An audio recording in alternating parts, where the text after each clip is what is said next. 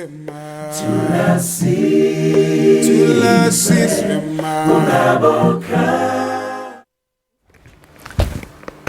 back, everybody. Just a note that normal programming, of course, not continuing here on the program, as you know it, from weather to sports and all the others. We'll try and fit them in, perhaps if we do have time during the program. But right now, what we're doing this morning is remembering ANC struggle icon Ahmed Kathrada, who has this morning died at the age of 87.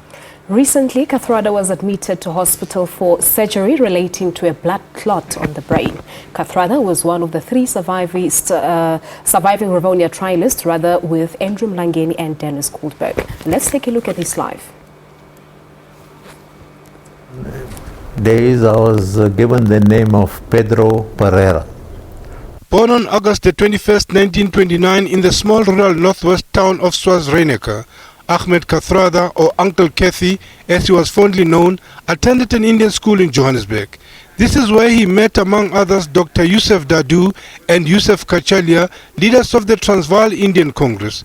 Kathrada became involved in politics at an early age and joined the Young Communist League of South Africa. Later he was elected as Secretary General of the Transvaal Indian Youth Congress.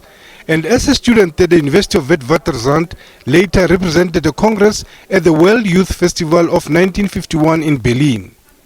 In the 1950s, as a result of the growing cooperation between the African and Indian Congress, Kathrada came into close contact with ANC leaders such as Nelson Mandela and Walter Sisulu.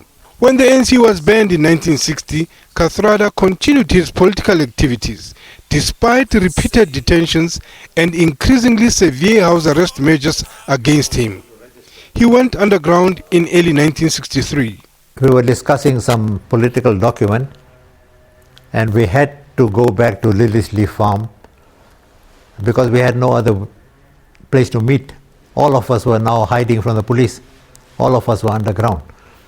So we went back to Lily's Leaf, thinking that that is the last meeting we'll have at Lily's Leaf. And it turned out to be the last meeting because the police came and arrested us. He was tried with Nelson Mandela, Walter Sisulu, Govan Mbeki, Dennis Goldberg, among others, in the Rivonia treason trial, charged with organizing and directing Umkhonto weSizwe. By that time, Umkhonto was already formed, 1961. And they were mainly interested in Umkhonto. And right from the time of the arrest, the police said, you are going to die, you're going to hang. For 3 months that we were in detention and not even allowed to speak to each other, whenever the police came, they said, give us this information, otherwise you're going to hang. You see? Now, of the 8 of us, 2, like Mlangeni and Mosweledi, they were not arrested with us. They were in a separate case and they were tortured. You were also prepared to die for the cause? Oh yeah, we all agreed. We all agreed that this is the way we are going to conduct the case. We are not going to apologize. He was sentenced to life imprisonment on Robben Island in June 1964.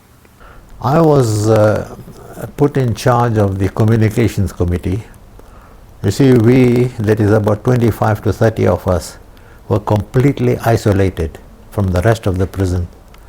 Now to clarify what it means to be isolated, President Zuma and Deputy President Motlanthe were in prison for 10 years. We never saw them and they never saw us. That's how isolated we were from the rest of the prison community. He was later moved to Pollsmoor prison and was released on the 15th of October 1989 at the age of 60. On his release, he was given a hero's welcome in Soweto, where he ordered a crowd of 5,000 people. Kathrada remarked, open quote, "I never dreamed I would be accorded such status," close quote. He was elected as a member of parliament in 1994 and also served in the office of the president. He left parliamentary politics in June 1999. He served as the chairman of the Robben Island Museum Council and of the ex-political prisoners committee. For those who knew Kathy, he was an uncle, father, and a brother. He was so humble, and yet he would get his message across, forcefully. And that he was a dedicated person in those days. He didn't care for money, clothing also. Here was a young man who was prepared to devote all his life to bringing about a change where everyone in South Africa could enjoy the freedom that we did not have those days. Just to come visit, we all get together, the family get together, nothing serious really, nothing serious about it. That he used to come home, we used to sit together, we used to chat, we had discussions or something. But I mean, we were all young that time, you know. Nothing. This is how he wanted to be remembered. Well, I'd like to be remembered as someone who contributed a little towards freedom, bearing in mind all the time that we at least survived to see freedom.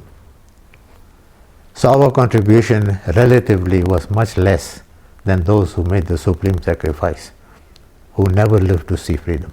In the Ahmed Kathrada Foundation, he left a legacy of the promotion of the values, rights and principles enshrined in the Freedom Charter and the Constitution of the Republic of South Africa. Lehana Tsotitsi, SABC News, Johannesburg.